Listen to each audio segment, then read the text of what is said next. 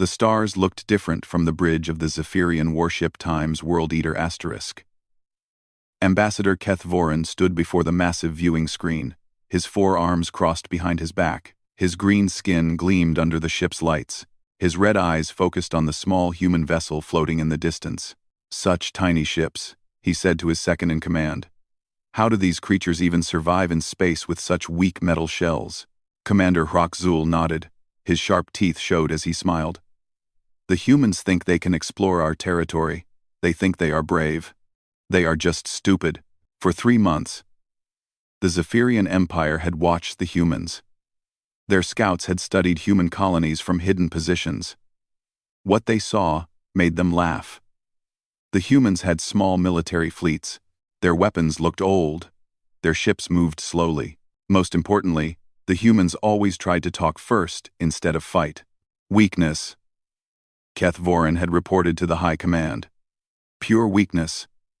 These humans will fold like paper." Weakness. The Zephyrian Empire had conquered 12 star systems. Each time was the same story. They would arrive with their massive fleets. The local species would see the power of Zephyr and surrender. Some tried to fight. Those species no longer existed. Now the humans had made a mistake.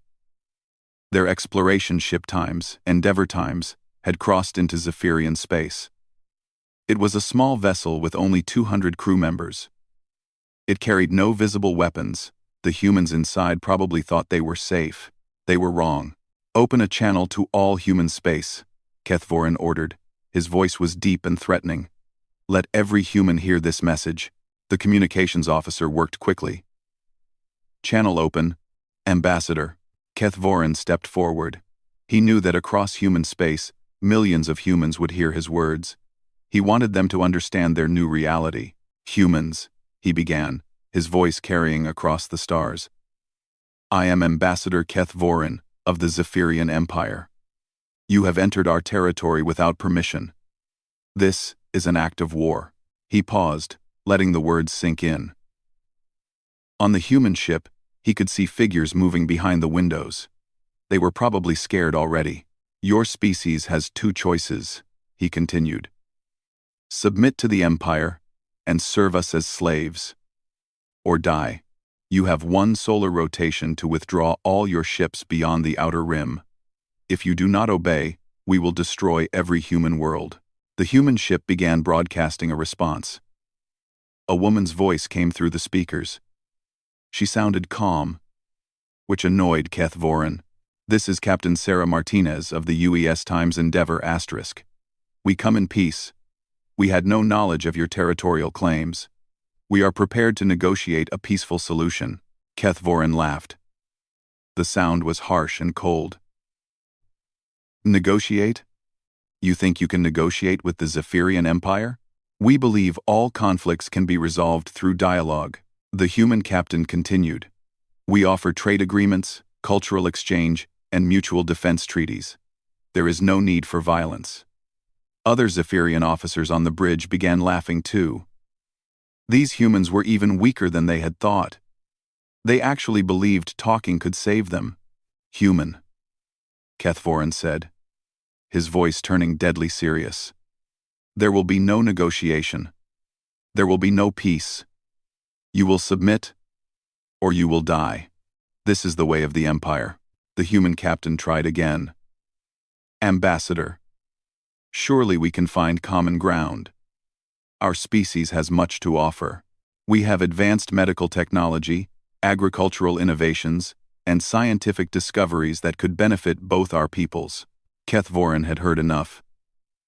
These humans thought they could buy their way out of conquest with gifts and pretty words.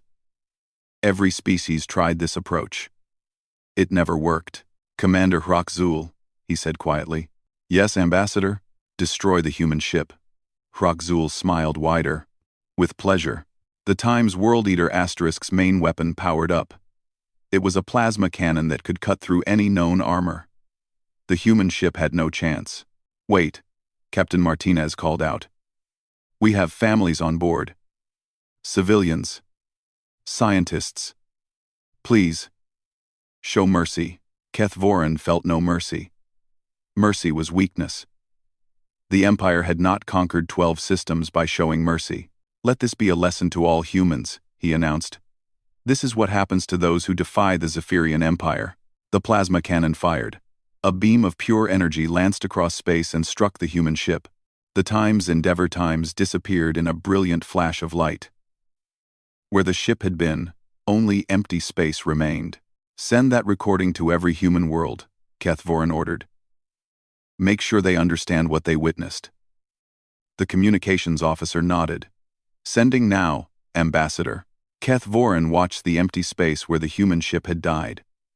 Soon, more human ships would come. They would probably try to surrender. Some might even try to fight. It would not matter. The Empire's fleet had 847 warships. The humans had maybe 50 military vessels spread across their entire territory. "Set course for human space," he commanded. "Inform the fleet that we advance in 6 hours. Any human ship that does not withdraw will be destroyed." As the Times World Eater Times turned toward human territory, Kethvorin felt satisfied. Another species would join the Empire. The humans would work in the mines and factories. Their children would be raised as servants. Their scientists would serve Zephyrian research projects. It was the natural order of things. The strong ruled. The weak served. Behind him, his officers began preparing for the invasion. They checked weapons systems and planned attack routes. The conquest of humanity would begin soon. Kethvorin did not know that across human space, emergency meetings had already begun. He did not know that the destruction of the Times Endeavor Times had been witnessed by hidden observation posts. He did not know that Admiral Chen was already walking toward a classified command center deep beneath Terra Prime. Most importantly, he did not know that humanity had spent 200 years preparing for this exact moment. The ambassador believed he had just demonstrated Zephyrian power. In reality, he had just signed his species' death warrant. The humans had one solar rotation to respond to his ultimatum. They would need much less time than that. Deep beneath Terra Prime, Admiral Chen walked through corridors that did not officially exist. The walls were made of reinforced steel. Armed guards stood at every checkpoint. Only 12 people in all of human space had access to this level. The Admiral's footsteps echoed as he made his way to the emergency meeting room. His face showed no emotion. But inside, his mind was racing. The destruction of the Times Endeavor Times had been broadcast across all human worlds. 200 good people were dead. Captain Martinez had been his friend. But this was not about revenge. This was about survival. The meeting room doors opened automatically. Inside, 11 other people were already seated around a circular table. These were the leaders of humanity: presidents, generals, scientists, and intelligence chiefs. Each one represented billions of human lives. President Martinez, Captain Martinez's sister, spoke first.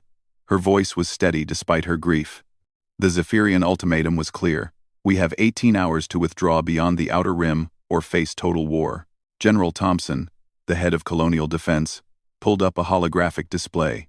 It showed the positions of Zephyrian ships throughout their territory. Intelligence reports 847 enemy warships. Their homeworld of Zephyr is protected by 200 heavy cruisers and orbital defense platforms. Our entire fleet has 52 active military vessels. Murmurs went around the table. The numbers looked impossible. Dr. Elizabeth Kane, the head of scientific research, added more bad news. Their technology is roughly equal to ours in most areas. But their ships are larger and carry more weapons. In a direct fight, we would lose. President Martinez looked around the table. "Options? We could withdraw," suggested Colonial Minister Singh. "Pull back our settlements beyond the Outer Rim. Find new worlds to colonize. One. Find. One.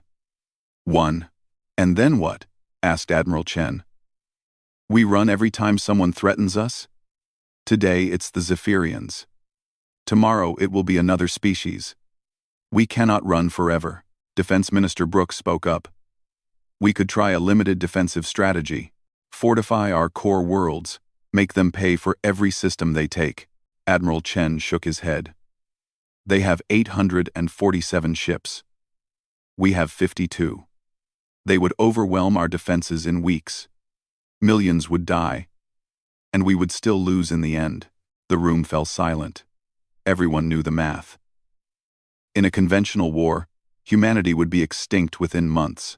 President Martinez looked directly at Admiral Chen. What about Protocol Omega? The temperature in the room seemed to drop. Several people shifted uncomfortably in their seats. Protocol Omega was humanity's most classified secret. Even most of the people in this room did not know the full details. Admiral Chen stood and walked to a secure terminal.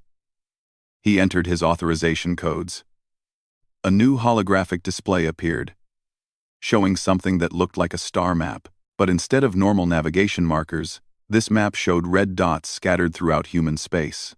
For the past 2 centuries, Admiral Chen began, humanity has been building what we call the Solar Lance Network. There are currently 347 installations hidden throughout our territory. Dr. Kane leaned forward. She was one of the few who knew about the project. Each installation can channel stellar energy across interstellar distances using quantum tunneling technology. General Thompson frowned. I don't understand. What does that mean in practical terms? Admiral Chen touched a control. The holographic display zoomed in on the Zephyrian system. A green line appeared, connecting one of the red dots in human space to Zephyr's star. It means, Admiral Chen said quietly, that we can cause any star within 50 light-years to flare. We can control the nuclear fusion process inside the star itself. We can make it release the energy of 10,000 years in just a few minutes. The silence in the room was complete. Even people who knew about the Solar Lance project had never heard the full capabilities explained so clearly. Minister Singh found his voice first. You're talking about destroying an entire star system? Yes. How many people live in the Zephyrian home system? Dr. Kane checked her files. Intelligence estimates 18 billion Zephyrians on the homeworld. Another 2 billion on mining stations and orbital habitats. 20 billion lives. The weight of that number settled over the room like a heavy blanket. President Martinez asked the question everyone was thinking. Is there any other way? Admiral Chen returned to his seat. The Zephyrians have conquered 12 species. They offer no mercy.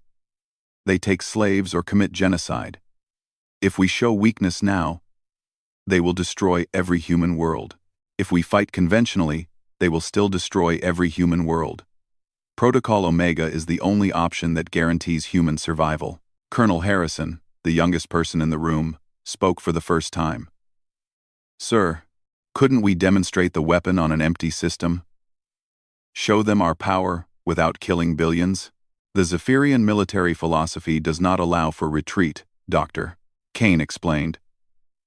Our intelligence shows they would interpret a demonstration as a bluff. They would call for reinforcements and attack immediately. We would only get one chance to use this weapon effectively. General Thompson studied the star map. How long would it take to activate? Once the command is given, Admiral Chen replied. The solar lance arrays need 17 minutes to lock onto the target star and synchronize their quantum fields. After that, the stellar destabilization takes approximately 4 minutes. 21 minutes from order to completion, President Martinez said. And their entire civilization ends. Admiral Chen nodded. Their homeworld becomes uninhabitable. Their orbital infrastructure is destroyed. Their fleet would be stranded with nowhere to return to. Most would probably surrender immediately. The debate that followed was intense, but brief. Some argued for trying diplomacy one more time. Others suggested evacuating human space entirely. But everyone understood the reality. The Zephyrians had made their choice when they destroyed the Time's Endeavor, *. They wanted war. The vote was called. President Martinez went first. For Protocol Omega. One by one, around the table, each leader cast their vote. Some hesitated. Some closed their eyes before speaking. But in the end, the vote was unanimous. Admiral Chen stood. I'll need confirmation codes from each of you. 12 security tablets were produced. Each leader placed their hand on a biometric scanner and entered their personal authorization code. The tablets glowed green one by one. Authorization confirmed, the computer announced. Protocol Omega is active and awaiting final execution command. President Martinez looked at Admiral Chen. How long until the Zephyrian fleet reaches our territory? 6 hours, then we wait. Give them one more chance to withdraw. If they cross into human space with hostile intent, execute Protocol Omega immediately. Admiral Chen saluted. Understood, Madam President. As the meeting ended, people filed out quietly. Nobody spoke about what they had just authorized. Nobody felt good about the decision. But they all knew it was necessary. Humanity had tried peace. The Zephyrians had chosen war. In 6 hours, they would learn why that was a mistake. The Zephyrian warfleet moved through space like a metal storm.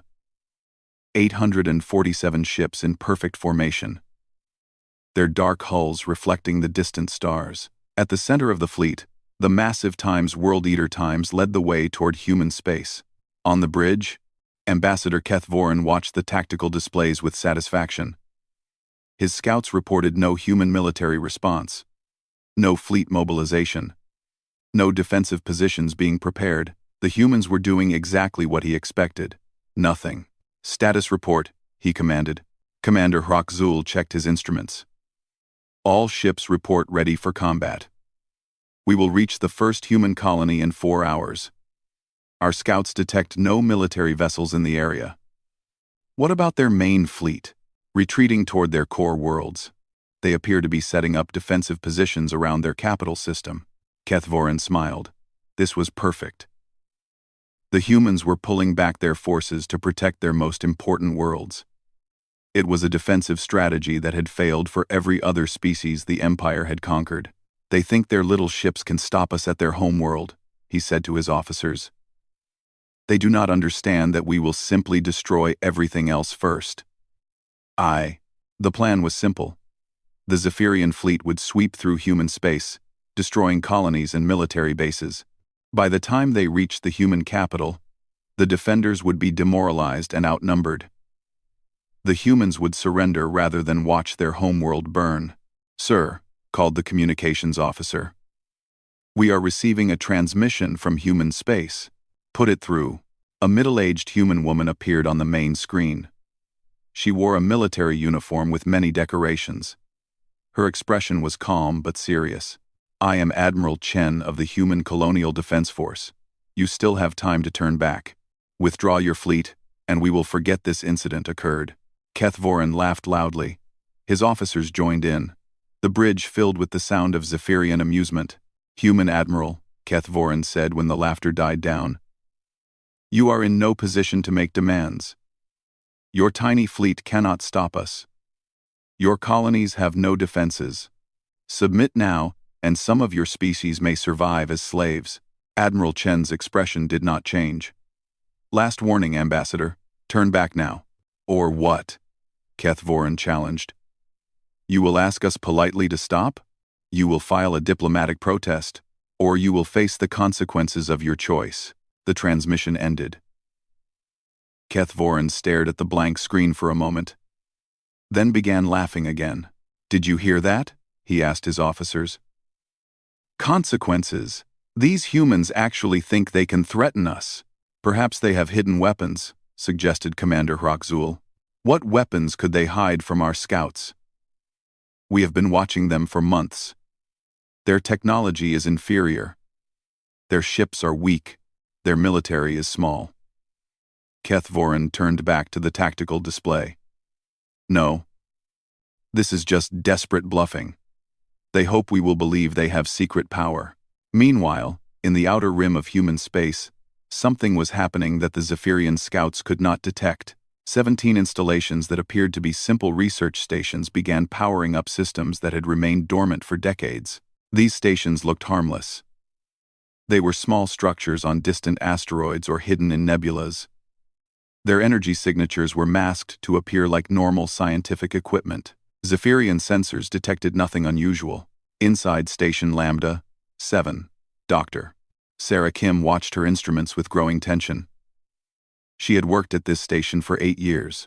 believing it was a real astronomical research facility. Only 3 hours ago had Admiral Chen contacted her with the truth. All systems green, she reported over the secure channel. Solar Lance Array is charging normally. Similar reports came from 16 other stations scattered across human territory. Each one housed a weapon that could reach across the stars and touch the heart of any sun within 50 light-years. Dr. Kim had been amazed to learn what the massive device in the station's lower levels actually did. For years, she had believed it was an experimental telescope. Now she knew it was humanity's ultimate weapon. A quantum tunneling array that could destabilize nuclear fusion reactions inside distant stars. Station Lambda 7, came Admiral Chen's voice. What is your status on targeting the Zephyr system? Dr. Kim checked her readings. Target acquired. Quantum entanglement protocols are synchronized. We can achieve stellar lock in 15 minutes. Understood. Stand by for further orders. Aboard the Times World Eater *, Keth Voren was reviewing intelligence reports from his scouts. The humans continued to withdraw their forces. Their colonies were evacuating civilians. Everything suggested a species preparing for defeat. Ambassador, called the sensor officer. We are detecting unusual energy readings from several locations in human space. What kind of energy? Unknown. The signatures are very faint. They could be power fluctuations from their cities. Fear often causes electrical systems to malfunction. Keth Voren nodded. That made sense. The humans were probably having panic-induced power problems across their territory, another sign of their weakness. Sir, Commander Hroxul said, we could send a small force to investigate these energy readings. No, Keth Voren replied. We stay with the plan. These humans are scared and desperate. They are probably trying to confuse our sensors with false readings. The Zephyrian fleet continued toward human space. In 3 hours, they would cross the border and begin the conquest. Keth Voren had already decided which human world to destroy first, as an example to the others. He opened a channel to broadcast throughout his fleet. Warriors of the Empire. In 3 hours, we begin the conquest of another inferior species. The humans have shown us their weakness. They retreat, they make empty threats, they beg for mercy. 847 ships listen to his words. When we are finished, human children will grow up as servants to the Empire. Their scientists will work in our laboratories. Their workers will labor in our mines. This is the fate of all who oppose us.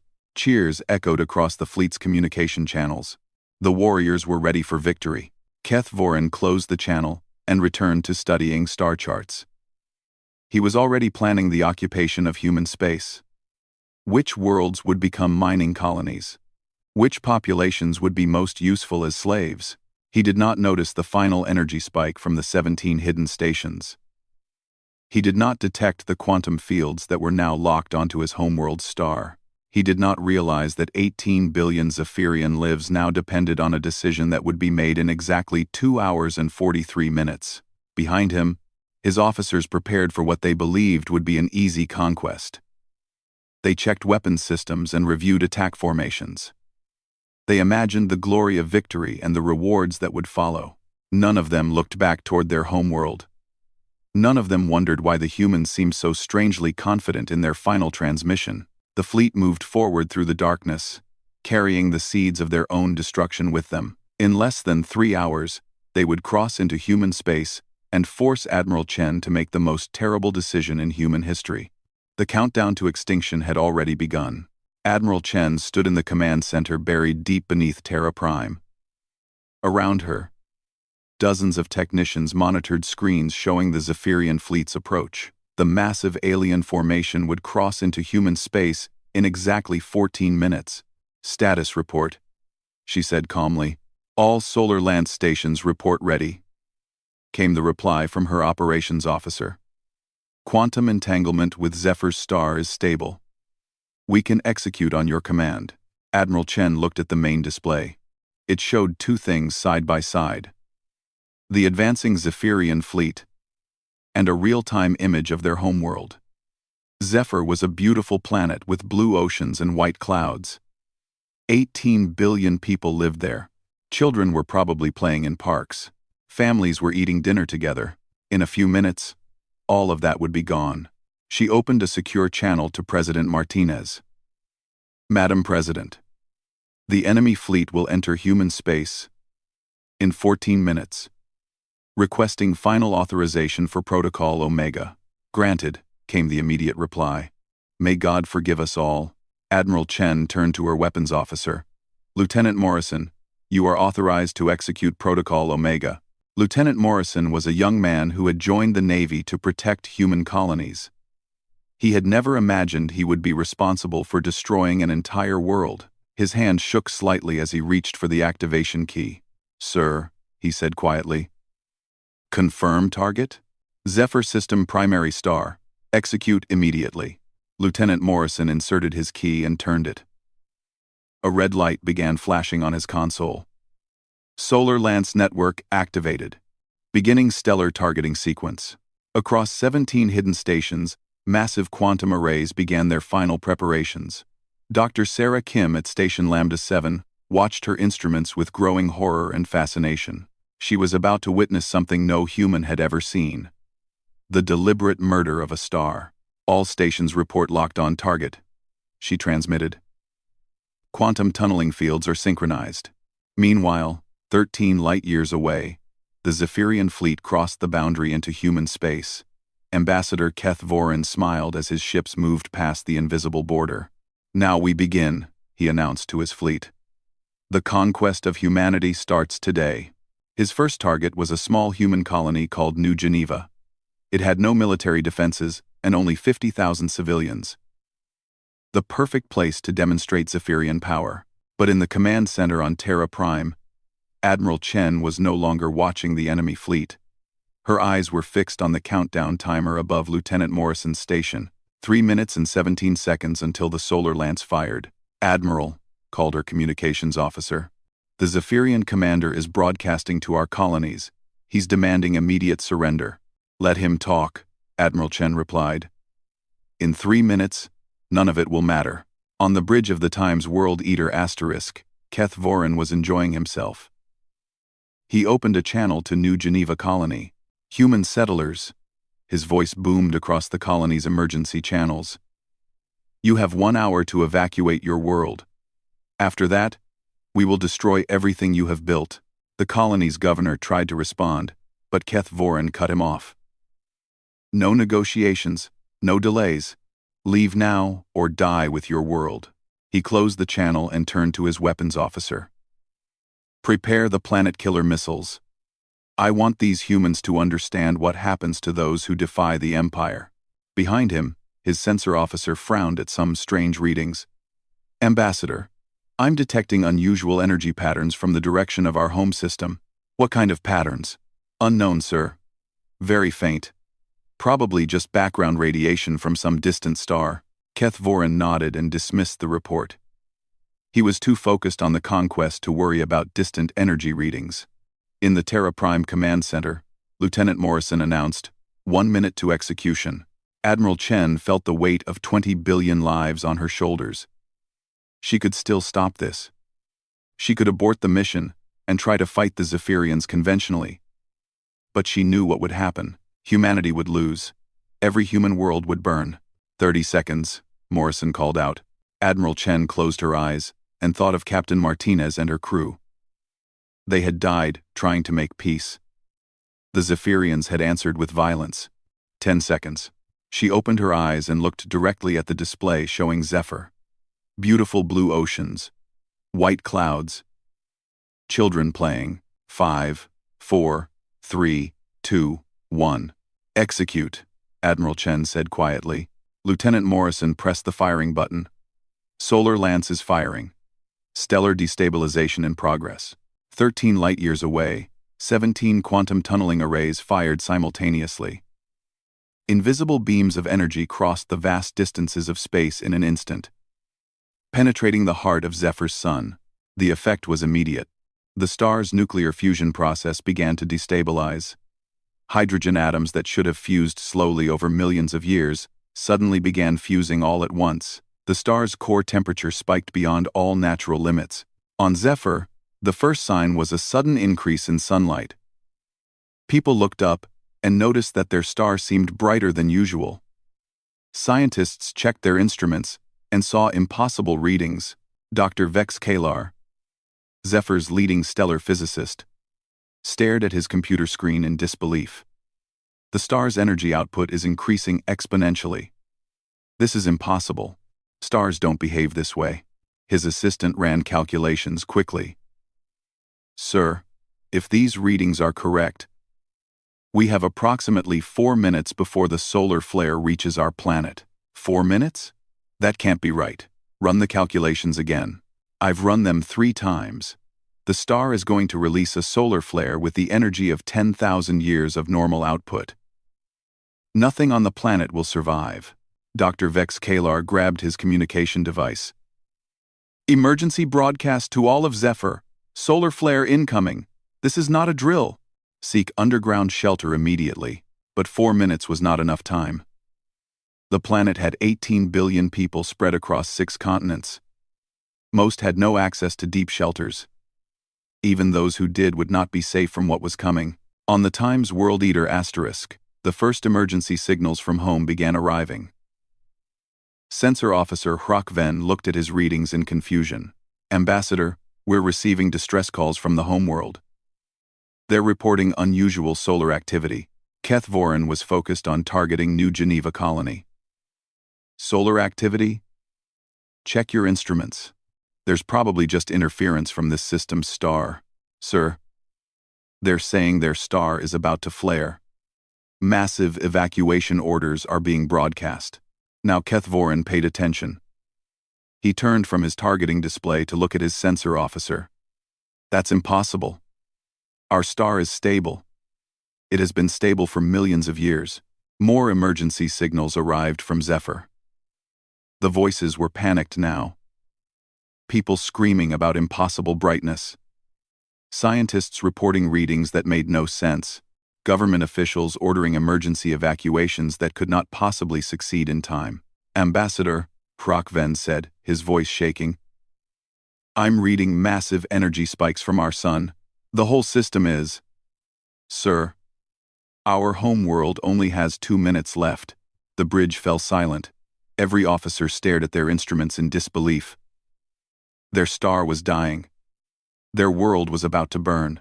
Keth Voren opened an emergency channel to Admiral Chen.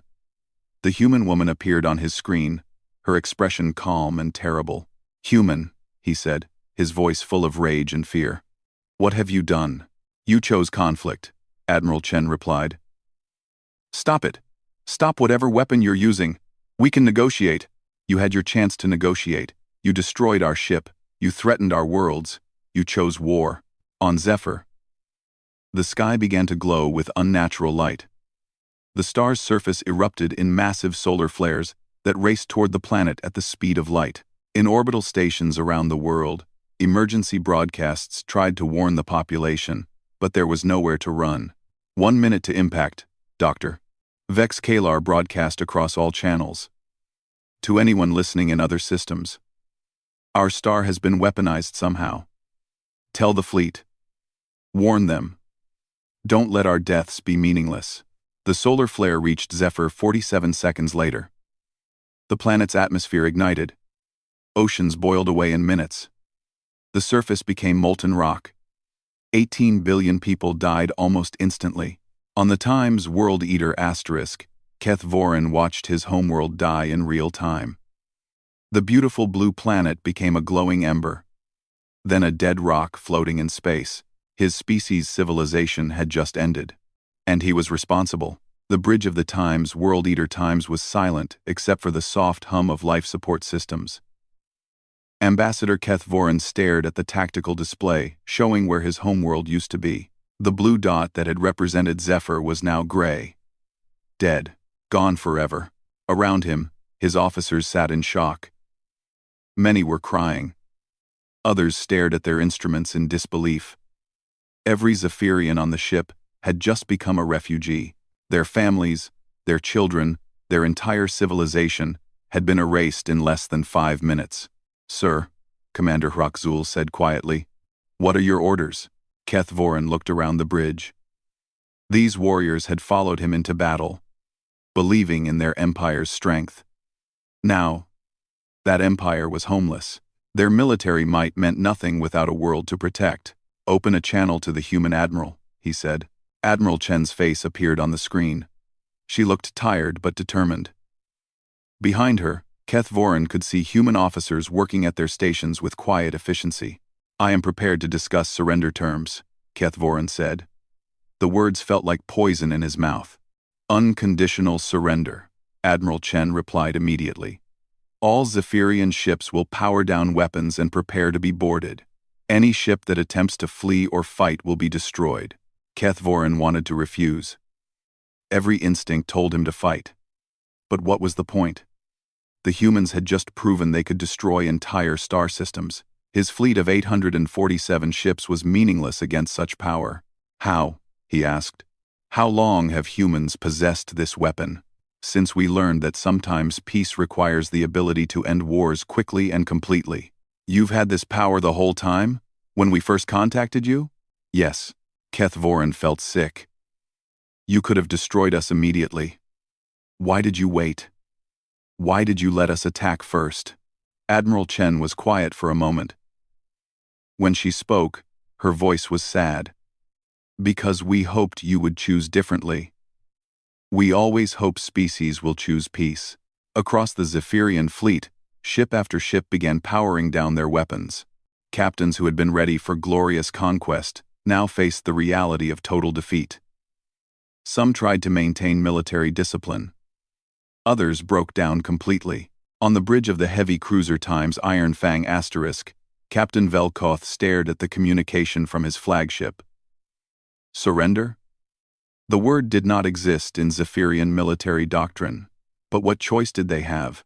"Sir," his weapons officer asked. "Should we power down?" Captain Velkoth looked at his crew.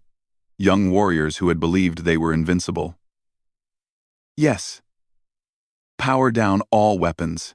Prepare for boarding parties." Similar scenes played out across the entire fleet. 847 ships that had come to conquer humanity now drifted helplessly in space, waiting for their fate to be decided by the species they had tried to destroy. But the implications went far beyond the Zephyrian fleet.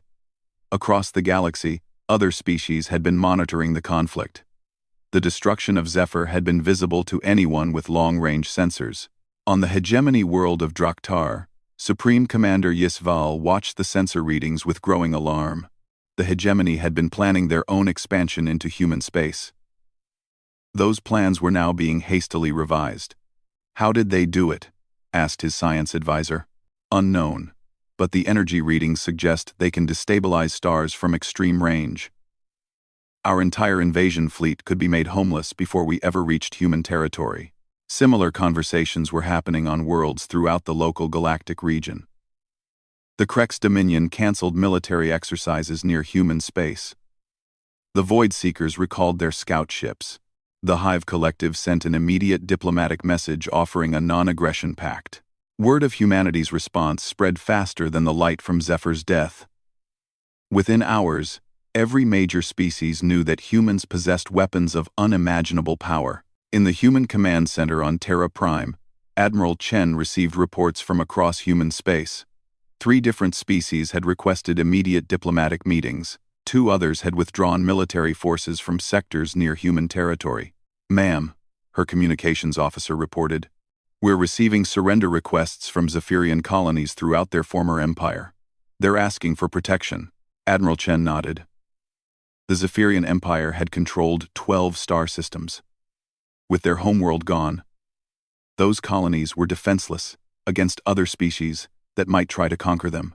"Send humanitarian aid to all Zephyrian colonies," she ordered. "Medical supplies, food, basic necessities. Make it clear that we will protect them from other aggressors." President Martinez arrived in the command center an hour later. She looked at the tactical displays, showing Zephyrian ships surrendering throughout the galaxy. "How many survivors?" she asked. "Approximately 2 billion Zephyrians across their former colonies," Admiral Chen reported. "The fleet has another 3 million personnel." We're setting up refugee camps on several uninhabited worlds. And the reaction from other species? Exactly what we expected. Fear, respect, and immediate diplomatic overtures. The hegemony has already suggested a mutual defense treaty. The Void Seekers want to establish trade agreements. President Martinez stared at the display showing the dead Zephyr system. We saved humanity, but at a terrible cost. Yes, ma'am. But the alternative was the extinction of our entire species. Over the following weeks, the new reality of galactic politics became clear. Humanity had demonstrated that they possessed weapons capable of destroying any aggressor instantly, but they had also shown restraint by helping Zephyrian refugees and offering protection to former enemy colonies. Ambassador Keth Voren found himself in an unexpected position. Instead of being executed as a war criminal, he was appointed as the leader of the Zephyrian refugee government. The humans needed someone who understood Zephyrian culture to help integrate the survivors into human space. Why? He asked Admiral Chen during one of their meetings. Why keep me alive? Why help my people after what we did? Admiral Chen looked out the window at a garden where human and Zephyrian children played together. Because we don't want to rule through fear alone. We want to prove that choosing peace leads to a better future than choosing war. Keth Voren watched a young Zephyrian girl teaching human children a game from his homeworld. You could have destroyed us without warning. Instead, you gave us a chance to withdraw, even after we refused. You waited until we actually invaded before acting. We never want to use the solar lance again, Admiral Chen said. But we need everyone to know that we will use it if forced to. 6 months later, a memorial was built on Terra Prime. It honored both the crew of the Times, Endeavor Times, and the 18 billion Zephyrians who died on their homeworld. At the center of the memorial was a garden where a single flower grew the last surviving genetic sample from Zephyr. Human botanists and Zephyrian refugees worked together to keep the flower alive. It became a symbol of both the cost of war and the possibility of peace. The galaxy had learned a terrible lesson. Humanity preferred peace, but they had prepared for those who would not accept it. Other species studied human diplomatic messages with new respect. The phrase, "last warning" from a human admiral now carried weight that could shake star systems. The Solar Lance network remained hidden throughout human space, its exact locations known only to a few. But every species in the galaxy knew it existed. They knew that choosing aggression against humanity meant risking everything. Some called it the peace of fear. Others called it the end of galactic warfare. But whatever they called it, one thing was certain. The age of casual conquest was over. Humanity had shown the galaxy what happened to those who chose conflict against them. Their world was gone in minutes, but their survivors had learned to choose differently. And in gardens across human space, Zephyrian flowers grew under artificial suns, tended by human hands, and watered by both species' tears.